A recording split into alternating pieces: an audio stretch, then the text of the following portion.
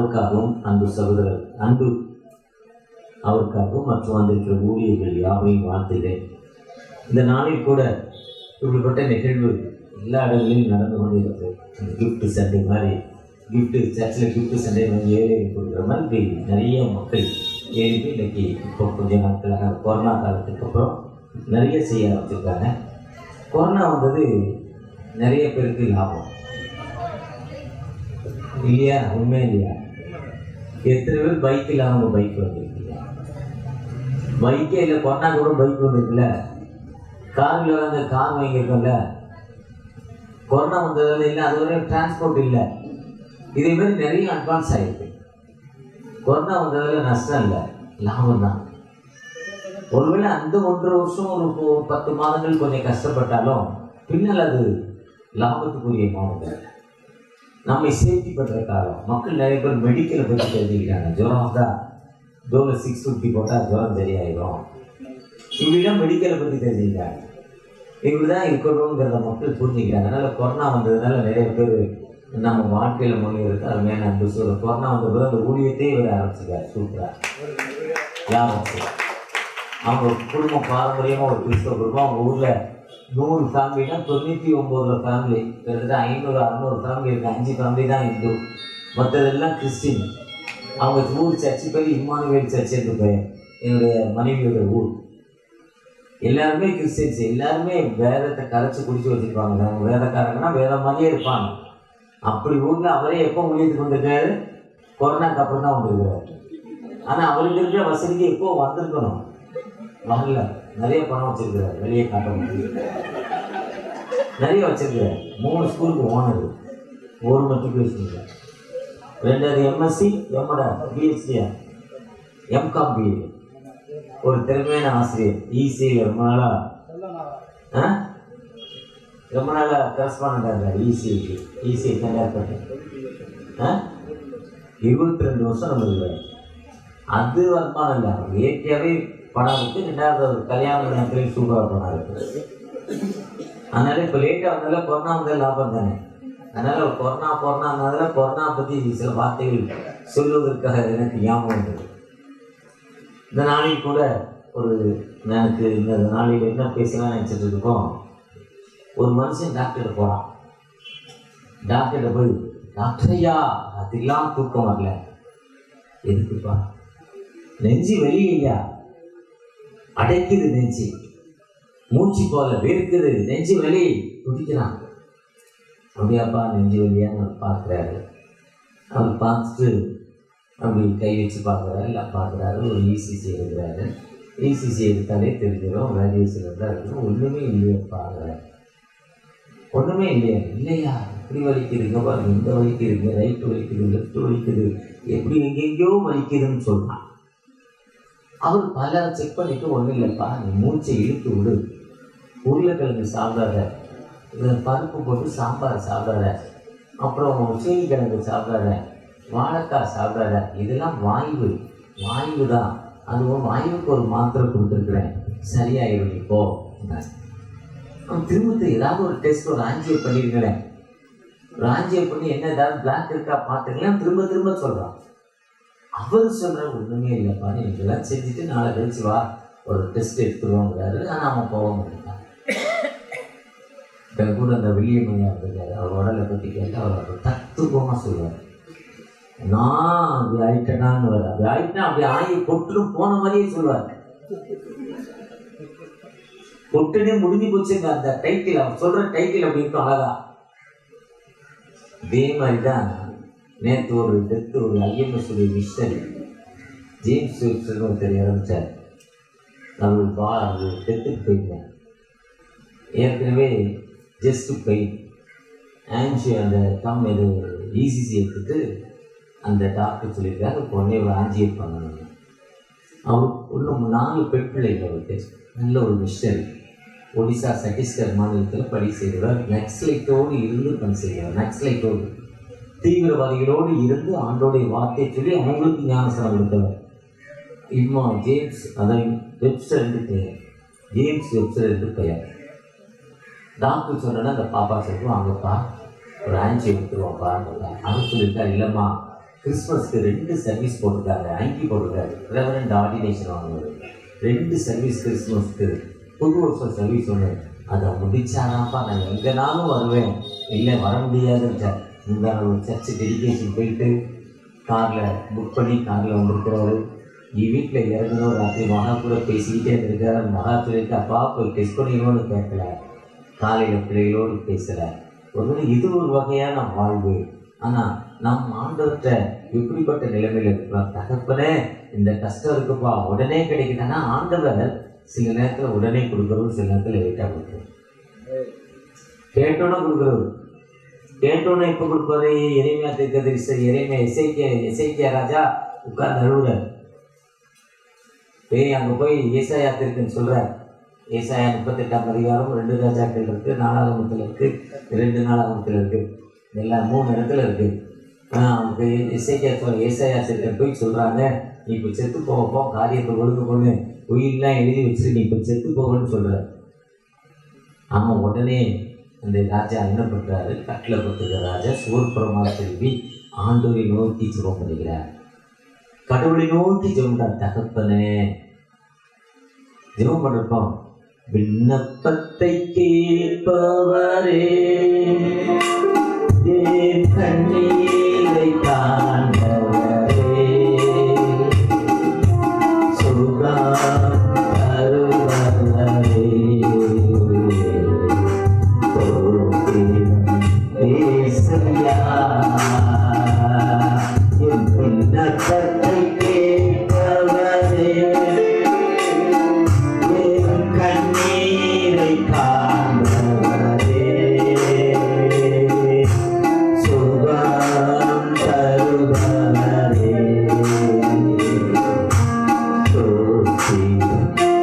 ஏசையா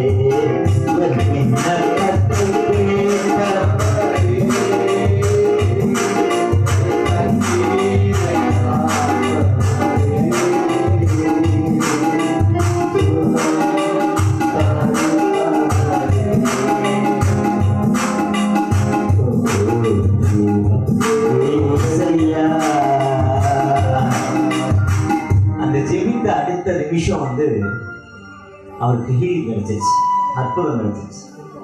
ஆனா அவரு நம்பல, அதுதான் அவர் நம்பல, அதுதான் நம்பிக்கை என்பது. எத்தனை மெசேஜ், எத்தனை தடவை வேதம் வாசாலும், எத்தனை பேரை பார்த்தாலும், எத்தனை சாட்சி கேட்டாலும், எத்தனை பேர் சொன்னாலும், நம்பிக்கை என்பது மனிதனுக்கு வருவது ரொம்ப லேட். அது பேராயராக இருக்கட்டும், மாடரேட்டாக இருக்கட்டும், இல்லை ஆயராக இருக்கட்டும், இல்லை பிஷப்பாக இருக்கட்டும், பாஸ்டாக இருக்கட்டும், இல்லை எங்களை மாதிரி 10 இடத்துல பைபிளத்துக்கு ப்ரெசென்ட் பண்ணுற ஆளாக இருக்கட்டும், யாராக இருந்தாலும் நம்பிக்கை ரொம்ப குறைவு. கிடைச்சப்ப தான் நம்பிக்கை. ஆனால் ஆண்டவர் ஒரு அடையாளத்தை அவருக்கு கொடுக்கிறார். வாங்கை டைம் பீஸ் ரிவர்ஸில் 15 மணி நேரம் போகும், 15 நாட்கள் ரிவர்ஸில் போகும். 15 days 240, அது 120, 360 மணி நேரம் பின்னாடி போயிடுச்சாங்க. உலக ஆராய்ச்சியாளர்கள் உலகம் தோன்ற நாள்ல இருந்து இன்றைய வரை சூரியன் எத்தனை மணி நேரம் ஓடி இருக்கு, சூரியன் எத்தனை நமக்கு வெளிச்சம் அனுப்பிச்சிருக்குன்னு அவன் கணக்கு பார்க்கறப்ப மொத்தம் 37 நாட்கள் 39 நாட்கள் ஷார்ட் வருது. எதுக்குல 39 நாட்கள் ஷார்ட்னா வேதத்துல தான் டைம் இருக்கு. இயேசு கிறிஸ்து சிலுவையில் தொங்குறமும் 3.5 மணி நேரம் இருளின் அந்தகாரம். மோசே கையிலே தூக்கும் போது சூரியன் பல மணி நேரம் அப்படி வானத்துல நின்றுச்சு. எசேக்கியா ராஜா ஜெபித்த பொழுது பாகை 15 நாட்கள் பின்னால போயிடுச்சு, லேட் ஆயிடுச்சு, அடையாளம். அப்போ அது நடந்தது உண்மை. இது ஒரு கட்டுக்கதையிலே ஒரு புலவர் எழுதுற மாதிரி ஒரு கதை, அவருடைய சொந்த திறமையினால் எழுதப்பட்ட கதை அல்ல. இது வேதம் என்பது நடந்த உண்மைகளை பல 1000 ஆண்டுகளாக நடந்தவற்றை 1500 ஆண்டுகளுக்கு முன் ஆண்டவரால் சொல்லப்பட்டு ஒரு தேவதூதராலோ மனிதராலோ தீர்க்கதரிசிகளால் எழுதப்பட்டவைதான் வேதம். அதுதான் வேதம். அதுதான் வேதம். என் கால்களுக்கு தீபமும் என் பாதைக்கு வெளிச்சம். இந்த வெளிச்சம் என்பது எழுப்பி பிரகாசி என்பது இந்த வெளிச்சம் இந்த வேதத்தின்படி நடக்கிற உத்தமமாக்கத்தான் இந்த வேதத்துடைய உத்தமம் நாம் நம் வாழ்வை பிறருக்கு அர்ப்பணிப்பது. எப்படி அர்ப்பணிப்பது? கொரோனா காலத்தில் இந்த திருச்சி பகுதியில் ஒரு நாள் தெரியும். காலையில மத்தியானம் உணவு சாப்பாடு 300 பேருக்கு கொடுப்பாரு, யாருன்னே தெரியாது. அதுதான் எழுப்பி பிரகாசி. அந்த ஒரு நாள் தெரியும். கரெக்டா எங்க வீட்டுக்கு வந்து ஒருத்தருங்க ஒரு கட்சினா சாதாரண தொழில நல்லா தமிழ் அழகா பேசுவார். கலெக்ஷன் பார்த்து கரெக்டா போய் வாங்கிட்டு வந்துடுவார். டைமுக்கு கரெக்டா போய் நிற்பார். கிட்டத்தட்ட ஒரு 50 நாள் 60 நாள் தொடர்ச்சியா டெய்லி கொடுத்தாரு. காலையிலும் மதியம் நைட்டு, யாருன்னே தெரியாது. அந்த அதுதான் எழுப்பி பிரகாசி. எழுந்து கட்டுவோம் வாருங்கள், நெகிமையா சொல்றாரு. எழுந்து கட்டுவோம். ஒருவேளை இன்னைக்கு திருச்சபை என்பது நாம் எழுந்து கட்டவன், நமக்கு திருச்சபை கட்ட முடியுமோ அந்த கிராமத்து மக்களுக்கு நம் வாழ்வை அர்ப்பணிக்கிற மக்களாய் மாற வேண்டும். இன்னைக்கு எந்த கிராமத்தில் இருக்கீங்களோ அந்த கிராமத்திற்கு உங்கள் வாழ்வை அர்ப்பணிக்கிற மக்களா. நம்முடைய பிள்ளைகள் மட்டும் படிக்கலாம், படிக்கிறது மட்டும் போதாது. பக்கத்து வீட்டு பிள்ளை படிக்கா, அந்த அப்பா இல்லாத பிள்ளை படிக்கா, அந்த அம்மா இல்லாத படிக்கிற பிள்ளை படிக்கா, அந்த அம்மா அந்த பிள்ளைய விட்டுட்டு போயிட்டா, அவங்க அம்மா அப்பா அந்த பிள்ளைய விட்டுட்டு போனே அந்த பிள்ளைக்கு நான் ஃபீஸ் கட்டி படிக்க வைக்கிறேன்னா அதுதான் ஒரு பாஸ்டோடைய வேலை. அதுதான் எழும்பி பிரகாசி. எழுந்து ஒரு படுக்கை எடுத்துக்கொண்டு நட. நீ படுத்தது போதும், சோம்பேறித்தனமா படுத்தது போதும், ஒரு படுக்கை எடுத்துக்கொண்டு நடன்னு சொல்றதா அந்த மினிஸ்ட்ரி தான் இயேசு இந்த வாழ்வில் நமக்கு கொடுக்கப்பட்ட வாழ்வு. ஒருவேளை அவர் பாஸ்டர்ஸ் ஃபெலோஷிப்போ இல்லைன்னா திருச்சபைகளை இயேசு ஆரம்பிக்கவே இல்லை. தன்னால் இருக்கிறவரை சமூக பணியை செய்யும் ஆண்டவராய் காணப்பட்டார். நம்மோடு வந்திருக்கிற கம் மினிஸ்ட்ரி பால் வந்திருக்கிற 32 கிலோ எதாவது பார்த்து நினைக்கிறேன். எத்தனை கிலோ ஏடா? 38 கிலோ வந்துட்டார். 2 கிலோ சர்ச்சை அவர் கூடி இருக்காரு. 4 கிலோ. அவன் சர்ச்சைக்கு போனா ஒருத்தர் உட்காந்துருக்காங்க லைனா. அவங்க ஆரம்பிச்ச சர்ச்சை தான். அதன் மூலம் வளர்ந்தா பாஸ்டர் ஐஜான், பாஸ்டர் தாஸ், இப்படி மக்கள் எல்லாம் உருவாக்கியிருக்காங்க. என்னன்னா ஸ்லம் ஏரியாக்குள்ள போய் யாருக்கு புரிச்சனே தெரியும். நேற்று ஒருத்தர் கூட இருந்திருக்கா, இன்னைக்கு ஒருத்தர் கூட இருந்திருக்கா. அப்படிப்பட்ட லைஃப் தான் சென்னையில நிறைய இடத்துல இருந்தது. ஆனா இவருடைய தலைமை போதுகர் தங்கையா, பாஸ்டர் தங்கையா, அந்த ஸ்டீபன் தங்கையா ஸ்லம் ஏரியால போய் அந்த மக்களை பார்த்து அவருக்கு இயேசுவின் அன்பை சொல்லி தன் வாழ்வை அர்ப்பணித்தாரு. அதுதான் கம்யூனிஸ்ட். அதன் மூலம் தான் இன்னைக்கு திருச்சபைகள் வட சென்னையில உருவாக்கிருக்குன்னா, ஸ்லம் ஏரியால சென்னையில உருவாக்கிருக்குன்னா அது கம்யூனிஸ்ட் பாஸ்டர் தங்கையாவுடைய அர்ப்பணிப்பு. அந்த அர்ப்பணிப்பை தான் அவர் ஏரியாவில் போனா எந்த சர்ச்சுல போனாலும் இதே மாதிரி கூட்டம். இன்னைக்கு ஓசி கொடுக்கறதுன்னா அவ்வளவு கூட்டம் இருக்குமா? அவ்வளவு கூட்டம்? வாங்க இன்னைக்கு மெசேஜ் மட்டும்னா யார் வருவா? பாஸ்டர் சொல்லுவாங்க. இன்னைக்கு நேற்று முன்னாள் ஒரு பாஸ்டர் சொல்லி வச்சிருக்காங்க 150 பேர். அப்போ சொல்றாங்க யாரும் கொடுப்பாங்கன்னு வந்தேன், ஏதாவது கிடைக்கணும். இதுதான் மனுஷன். ஆனா அவங்க எந்த எதிர்பார்ப்பு இல்லாமல் தன் வாழ்வை அர்ப்பணித்துதான் மினிஸ்ட்ரி. அதுதான் அந்த டாக்டர் இசைக்கிய ராஜாவுக்கு ஒண்ணுமே இல்லை, சூப்பரமாய் திரும்பி அழுகிறார். அவ்வளவுதான். அழுத ஸ்பீட்ல அவருக்கு என்ன கிடைக்கி ஹீலிங். அதுதான் மார்க் 5ஆம் அதிகாரத்துல அவராது ராஜான்னு சொல்லுவாங்க. 7 பெண் போய் தொட்டவுடன் அவன் மஸ்கரத்தை தொடுகிறாள். தொட்டவுடன் தொட்ட அடுத்த நிமிஷத்திலிருந்து அவளுக்கு ஒரு பெரிய ஹீலிங். எப்படி ஹீலிங்னா அந்த மார்க் 5ஆம் அதிகாரம் அந்த பகுதியில் அவ போய் விசுவாசத்தோடு மார்க் 5ஆம் அதிகாரத்துல பின்பகுதியில இருக்கு. அவர் போய் தொட்ட சுகத்துல ஒரு பெரிய ஹீலிங் ஃபெய்த். நீங்கள் நானும் ஆண்டை நோக்கி பார்க்கிறோம். வியாதியிலிருந்து விடுதலை, வறுமையிலிருந்து விடுதலை, பண பிரச்சனையிலிருந்து விடுதலை, மனது கஷ்டங்களிலிருந்து விடுதலை. என்ன பிரச்சனை இருந்தாலும் அந்த பிரச்சனையிலிருந்து விடுதலை கொடுக்க மாட்டோம். பிரச்சனை இல்லாத மனிதன் இந்த உலகத்தில் இல்லை. எல்லாத்துக்கும் ஒரு பிரச்சனை இருக்கு. எனக்கு ஒரு பிரச்சனை இருக்கு, ஆரம்பிச்சையாக்கு ஒரு பிரச்சனை இருக்கு. ஜெயக்குமார், அவர் ஜெயக்குமார் ஈஸியை தண்டார்பட்டி ஏரியா சேர்மன் 8 பாஸ்டர்ஸ் அவர் கீழே இருக்கு. பெரிய பாஸ்டர், பெரிய ஸ்கூலுக்கு வேற அவர் கரஸ்பாண்டன்ட், செக்ரட்டரி. அவருக்கு பல பிரச்சனைகள். பிரச்சனை இல்லாத மனிதர் ராமானுஜையா கவர்மெண்ட் சர்வெண்ட், பென்ஷன் 45,000 ரூபாய் பென்ஷன் வருது, 45,000 50,000 ரூபாய் பென்ஷன் வருது, அவர் ஒய்ஃபுக்கு ஒரு 40,000 ரூபாய் சம்பளம் வருது, சொந்த வீடு வேசாயப்படி. அவருக்கு எவ்வளவு பிரச்சனை இருக்குன்னு அன்பையாக ஒரு 15 லட்சம் கொடுக்கணும். இப்போ இவர் ஒண்ணுமே இல்லாதவருக்கு 1 கோடி ரூபாய் வீடு, 1.5 கோடி ரூபாய் வீடு மச்சான் கூட்டு கொடுக்குறாரு. பொண்டாட்டி வகையில கிடைச்சிருச்சு. அவங்க வீட்டுக்கு வந்து போனேன், நண்டு, எறா, மீன், பீஃபு, பன்னி, சிக்கனு, நாட்டுக்கறி, இத்தனை வெஜிடேரியன் வேற. ஒரு டேபிள் நிறைய போனாங்க. ஒரு பிஷப் வந்தா எவ்வளவு சாப்பாடு வைப்பாங்களோ அவ்வளவு சாப்பாடு வச்சுட்டார். ஒரு ட்ரிப்பு வீட்டுக்கு கூட்டு போய் என் மேல அவ்வளவு பாசமான ஒரு மனிதர். ஆனா சில இடத்துல தப்பலா பண்ணுவார், ரொம்ப திட்டி விட்டுருவார். எவ்வளவு ஒண்ணுமே இல்ல, ஆனா இன்னைக்கு அவ்வளவு வசதி. எனக்கு தெரிஞ்சு 30 வருஷமா சாப்பாடு கூட கஷ்டம். சின்ன வீடு, 10க்கு 10 வீட்டுல வாடகை இருக்காரு. வாடகை மூலபுத்திரத்துல சுடுகாட்டுக்கு ஏற்ற மாதிரி, சுடுகாட்டுக்கு பாடி அடக்கம் பண்ணாலும் சரி, எரிச்சாலும் வீட்டுக்கு நேரே போக. ஆனா இன்னைக்கு பூந்தமல்லியில ராஜீவ் காந்தி அந்த இடத்துக்கு பக்கத்துல அந்த கிராமத்துல ஐஃபை ஏரியால 1.5 கோடி ரூபாய்க்கு வீடு. இப்ப என்னடா இப்ப பல பிரச்சனை. அப்ப பிரச்சனை இல்லாத மனிதனே இல்ல. பிரச்சனையின் மத்தியில கடவுள் தருவார் என்ற காத்திருக்க வேண்டும். அதுதான் ஏசாயா 40 கர்த்தருக்கு காத்திருக்கிறது. அதுதான் சங்கீதம் 27:14 கர்த்தருக்கு காத்திரு. வெயிட்டிங் டு தி லார்ட், ஆண்டவருக்காக காத்திரு. கர்த்தருக்காக காத்திருப்பது புது பலனை. கழுகை போல செட்டையில இருந்து பரப்பார்கள். கழுகு போல எப்படின்னு செட்டுனா, கழுகுதான் இருக்கிறதே 120 வருஷம் உயிரோட இருக்கும். 120 years தான் கழுகுடைய. 60 வருஷத்துக்கு ரொம்ப பலம் போயிடுமா. ரொம்ப பலம் போன கழுகு என்ன பண்ணுமா, கண்மலைக்கு போகுமா, பெரிய மலைக்கு போகுமா.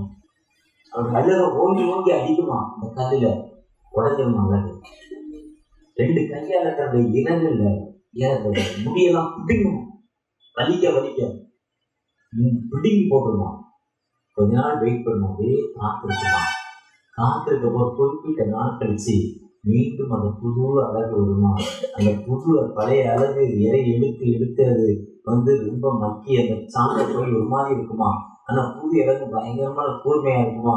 முன்னால இருந்து அந்த வயதானதுல அவருடைய இறகுகள் எல்லாம் வீக்கா இருக்குமா, கீழே விழுந்திருக்கும், பாதி கம்மியா இருக்கும். புதிய இலக்கு வரப்ப நல்ல பவர் இருக்குமா, ரொம்ப ஹையா பறக்குமா. இருக்கிறது உயரமான பறக்கிற ஒரு பார்வை, பெருமை இல்லாத ஒரு பார்வை, கூச்ச பார்வை, சிறிய கண்களோடு 5 கிலோமீட்டர் தூரத்துக்கு பார்க்கக்கூடிய, இங்கிருந்து 5 கிலோமீட்டருக்கு தூரமான ஒரு பொருளை ஷார்ட் பண்ணி அடிக்கக்கூடிய ஒரு தன்மை இருக்கு.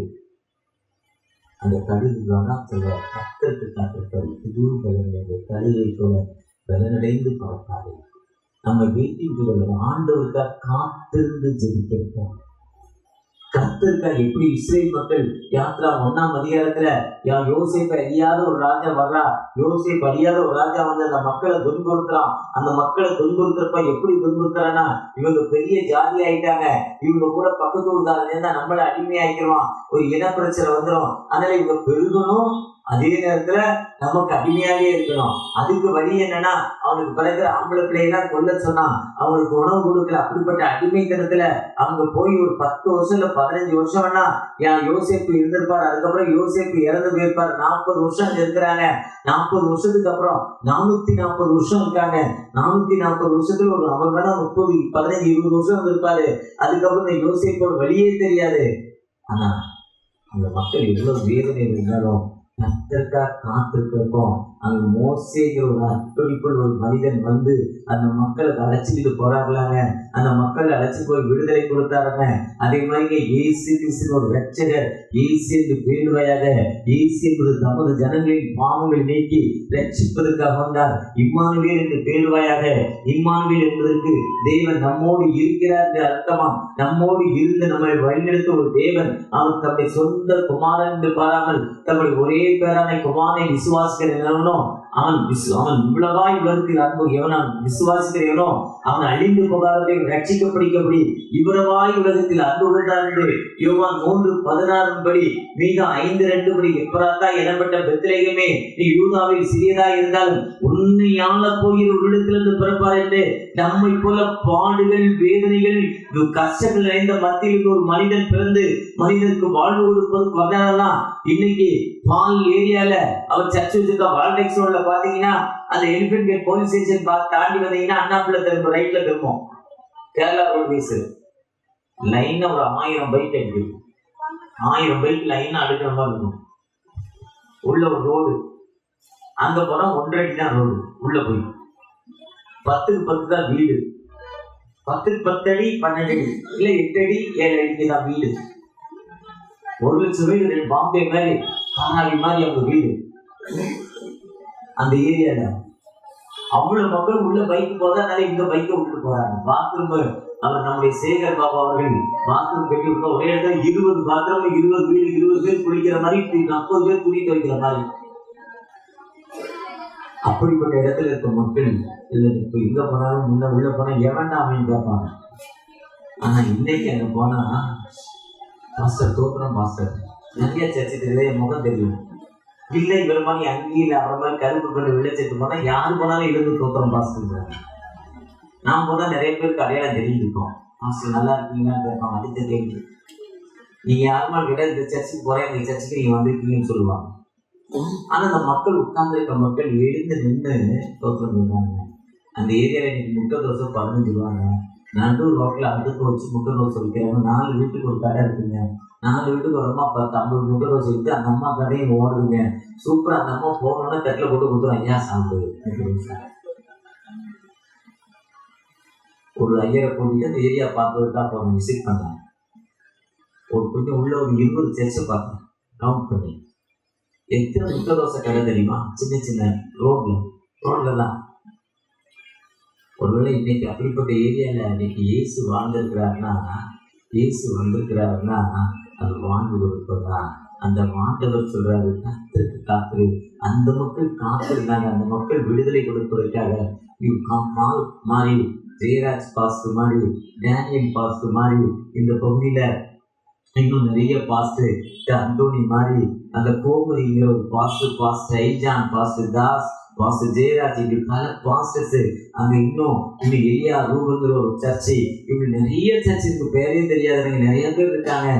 அப்படிப்பட்ட ஒவ்வொரு மக்கள் இங்க எழுதியிருக்காங்கன்னா ஆண்டவர்கிட்ட அற்புதம் இருக்கு, ஹீலிங் இருக்கு. அதிசயம் மாணவர் ஆறுதல் தருகிறார். அதிசயம் மாணவர்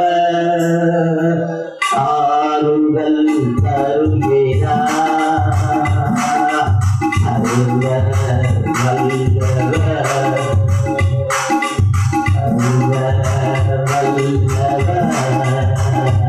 சமாதானம் தருகிறார். உனக்கு சமாதானம் தருகிறார். ஒன்று சேர்ந்து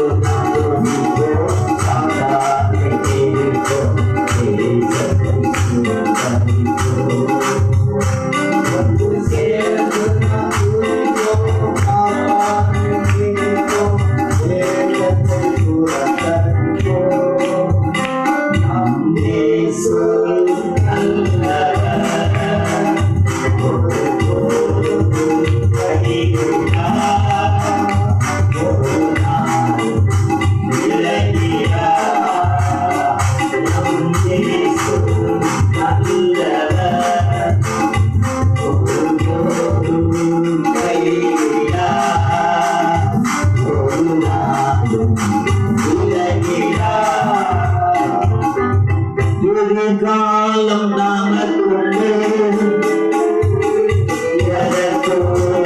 பயமில்லை. காலம் நமக்குள்ளே பயமில்லை. அதிகாரம் கையிலே அதிகாரம் கையிலே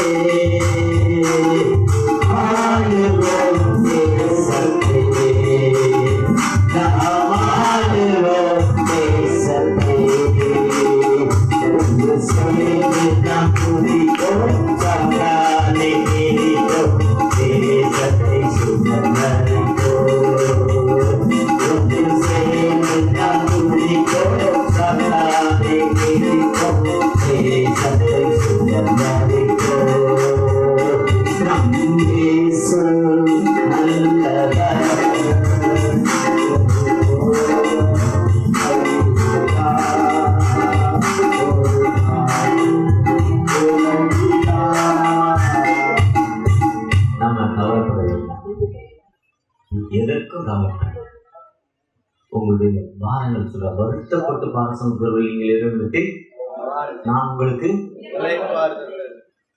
கவலைப்படாதே, திகையாதே, நீ கலக்க வேண்டாம், பயப்பட வேண்டாம், நான் உன்னோடு இருக்கிறேன், நயவிச்சு நான் உன்னோடு இருப்பதற்காக நான் வந்திருக்கிறேன் உலகத்துல.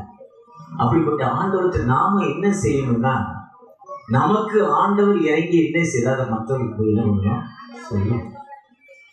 அந்த 10 குஷ்டரோகிகள், குஷ்டரோகம் என்பது தீட்டு. லேவியராகமம் 13ஆம் அதிகாரத்தில் தீட்டு உள்ளவர்கள். கொரோனா காலத்துல சொன்ன மாதிரி மீண்டும் கொரோனா வருது, இப்படி மூடிக்கிட்டு போகிட்டார், யாருன்னு அடையாளம் தெரியாது. முகத்தை மூடிக்கிட்டு தான் ஊருக்குள்ள வரணும், ஊருக்குள்ள வரக்கூடாது, ஊருக்கு வெளியே தான் நிற்கணும். யாராவது வந்தா தீட்டு தீட்டுன்னு கேட்கணும். நம்ம சென்னையில் அப்படி இல்லை, கிராமங்கள் அப்படி இருந்துச்சு. முன்னாடி ஒரு நிறைய ஆண்டுகளுக்கு முன்னால ஊருக்குள்ளே விட மாட்டாங்க. அவங்க தனி வீடு, தீட்டு தீட்டுன்னு கட்டணும். லேவியராகமம் 13ஆம் அதிகாரத்துல சொல்லி. அப்படிப்பட்ட மனிதன் இயேசுவை பார்க்க, இயேசுவின் தாவீதின் குமாரனே, son of David, please help, எனக்கு இறங்குங்கன்னு கேட்கிறேன். நான் உனக்கு என்னப்பா செய்யணும்? என் சுகம் நீங்க நான் சொல்றேன். நான் வீட்டுக்குள்ள போக முடியல, நான் ஓரங்கட்ட போனேன், என் மனைவியை பார்க்க முடியல, பிள்ளைகளை பார்க்க முடியல, எனக்கு குடும்பத்தில் உறவு மக்கள் போனால் ஓரங்கட்டப்பட்ட நிலைமை, எனக்கு ஒண்ணுமே இல்லைங்கிறப்ப இப்போ உனக்கு நீ போய் ஆசாரியனுக்கும் நீ காண்பீங்கிற யூஷல் கோ, நீ போ, உன்னை ஆசாரியன் போகலாம். அவன் போற வழியில 10 பேருக்கு அவன் தொட்டு இப்படி சொட்டு சரியாச்சுனாரா? இல்ல, போ சரியாமுங்க. அவன் விசுவாசத்தோட ஆண்டவரை கேட்டான். அவன் விசுவாசமே தான் ஹீலிங். ஹீலிங் என்பது 40 நாள் பாஸ்டிங் என்று வாங்கிக்கிறது இல்லை. மோகன் சிலாசோ, பில்லிகராகமோ, ஸ்மித்தோ, இல்லைன்னா ஜிஎல் மோடியோ, இல்லைன்னா பாஸ் தங்கையாவோ, இல்லைன்னா பாஸ் கம்பாஸ்டவோ, இல்லைன்னா யாரோ ஒருத்தர் கை வச்சோன்னா ஹீலிங் வந்தாரு. 100 பேர் வந்தா ஒருத்தர் தான் ஹீலிங் கிடைக்கும், 2 பேர் கிடைக்கும். ஏன்னா அவனுடைய ஃபெய்த், ஒரு நம்பிக்கை வீண் போகாது. மகளே, உன் விசுவாசனை ரட்சிக்கிறது. நம்பிக்கை, அந்த நம்பிக்கையின்படி ஒருத்தருக்கு ஹீலிங் கிடைச்சு, 10 பேருக்கு கிடைச்சது. ஆனா ஒருத்தர் தான் வந்து நன்றி உள்ள மாதிரி வந்திருக்க பாஸ்ட் எல்லாத்துக்கும் விட்டுருவாங்க சொல்லிட்டு ஒருத்தர் வந்து சொன்னான். ஏ சொன்னாரு, இப்படி ஆசாரி 10 பேர் ஹீலிங்கானுங்க, மொத்த 9 பேர். ஏன்னா ஆசாரியிட்ட போய் அவங்கள ஃபார்ம் பண்ணி சீட்டு வாங்கி சர்ச்சில் மெம்பர் ஆகணும். இவன் அவனே அவன் சர்ச்சு மெம்பர் கிடையாது, மெம்பர்ஷிப் கொடுக்க மாட்டான், கல்லறையில் அடக்க பண்ண மாட்டாங்க. 2 நாள் 26 ஊசியாக புஸ்தகம் கல்லறைக்கு வெளியே, ஊருக்கு வெளியே ராஜாக்கள் கல்லறை கிடைக்கல, அவனுக்கு கல்லறை கிடைக்காது, ஊருக்குள்ள கொண்டு வர மாட்டாங்க. அப்ப அவன் ஆசாரியன் சீட்டு கொடுக்கணும், அங்கி போட்டாலே சீட்டு கொடுக்கணும், அவனை மெம்பர்ஷிப் பார்க்கணும், சட்டம் வாங்கணும் அவர்கிட்ட. அப்ப நீ போய் காட்டு. அப்போ வழியில கத்தரை துதித்து கொண்டு நீங்க இல்லைன்னா ஆண்டத்தை எத்தனை நன்மைகள் பெற்றிருக்கோம். பெற்று நன்மை நாம் பிறருக்கு அறிவிக்கிற மக்களாக ஆண்டவர் தமக்கு இறங்கி செய்யவில்லை, போய் பிறருக்கு அறிவின்னு சொல்ற. உனக்கு ஆண்டவர் என்ன செய்தாரோ அதை போய் மார்க் 5ஆம் அதிகாரத்துல தெக்கப்பொறியில போய் அந்த முதல்ல வந்து அவன் பேரன அந்த பேய்காரன் லேகியம் போய் சொல்லுறாங்க. அந்த யோகான் அந்த பொண்ணு சொன்ன உடனே, நான் பாவமணிப்பு நிச்சயத்தைப்பட்டோன்னே ஊருக்குள்ள குடுகுடுன்னு ஓடி ஒருத்தர் வந்திருக்காரு, பாவமணிப்பு நிச்சயத்தை சொன்னா யோகான் 4ஆம் அதிகாரத்துல சொல்லுது. மேசியா வந்திருக்கிறார். நீங்களாம் அற்புதம் பெறாத, ஹீலிங் பெறாத மக்களை வேணா ரொம்ப கம்மியா இருப்போம். எல்லாரும் ஒரு அற்புதம் வாங்கியிருக்கோம், ஒரு ஹீலிங் வாங்கியிருக்கோம், ஒவ்வொருத்தரும் வாழ்க்கையில அற்புதம் பெற்றிருக்கோம். கடந்த நாட்களில் இந்த சத்தியமூர்த்தி பாஸ்டருடைய ஒய்ஃபு மரணப்படுக்கையில் இருந்தாங்க. மரணப்படுக்கை, ஹார்ட் அட்டாக், பல தடைகள். ஆனா இன்னைக்கு சர்ச்சு சர்வீஸ் நடத்துறாங்க. ஆண்டவர்கிட்ட ஒப்பு கொடுத்து அவங்க அதுக்கு மேல ரொம்ப கடன் வாங்கி செலவு பண்ணிட்டாங்க. 4 கோடி 4 லட்சம் செலவு வாங்கி அதுக்கு 10 லட்சம் வட்டி கட்டிட்டாரு. ஆனா இப்ப 10 லட்சம் செலவு இருக்கு அப்படி இல்லை. ஆனா கத்தட்ட நம்பிக்கையா இருக்கிறார். நம்பிக்கை முடியாது, நம்மளுடைய லைஃப் போயிட்டு இருக்கு.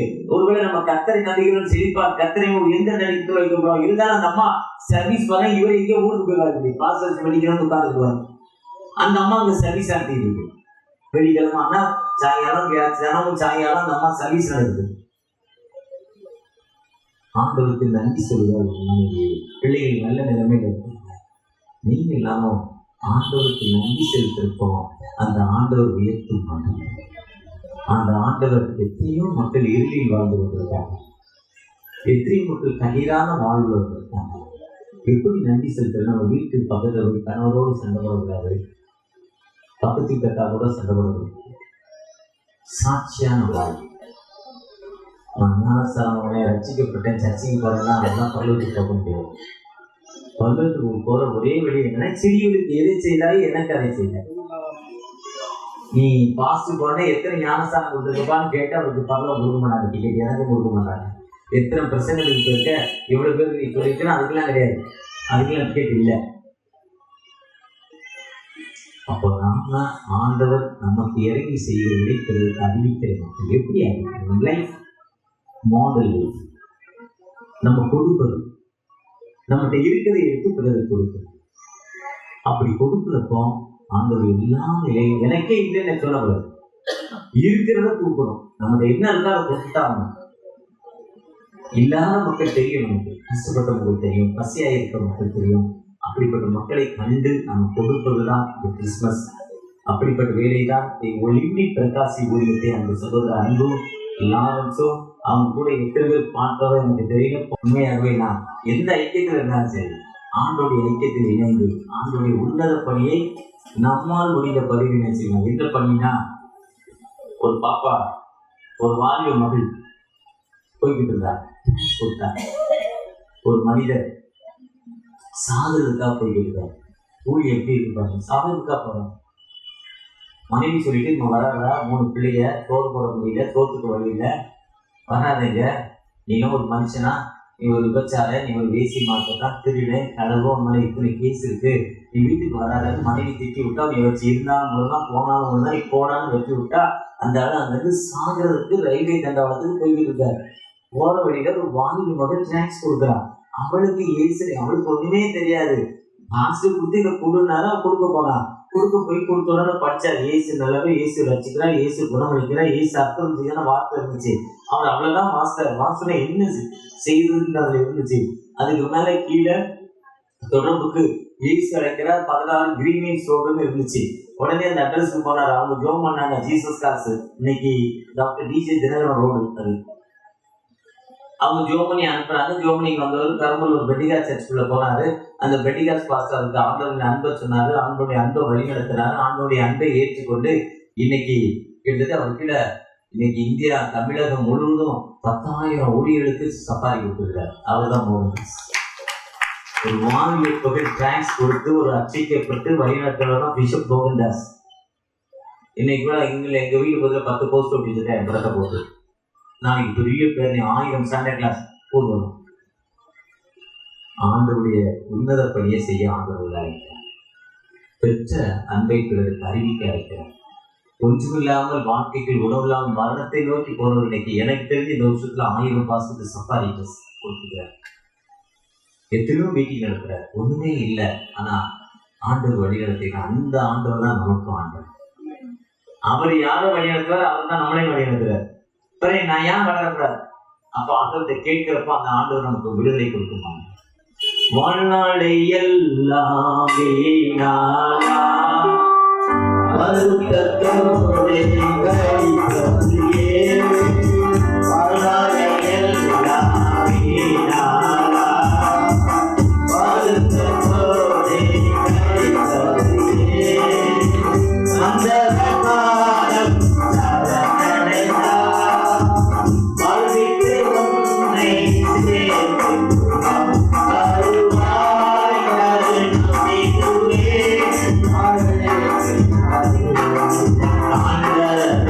Amen.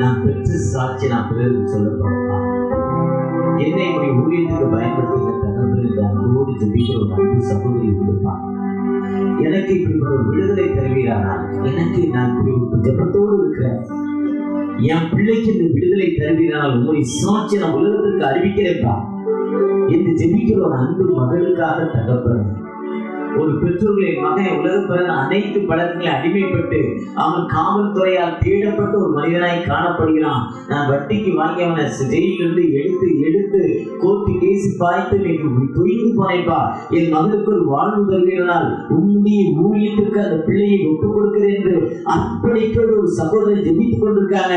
அந்த பிள்ளையை மனதிலிருந்து நன்றி செலுத்திக் கொண்டிருக்காங்க. அந்த பிள்ளை நீங்க பிளஸ் பண்ணுங்க தகப்பனே, நீ உன்னை தொடுகிறவன் கண்மணியை தொடுகிறான் மாத்திரப்படி அந்த பிள்ளைக்கு ஒரு விடுதலை, ஒரு அற்புதம் தகப்பனே.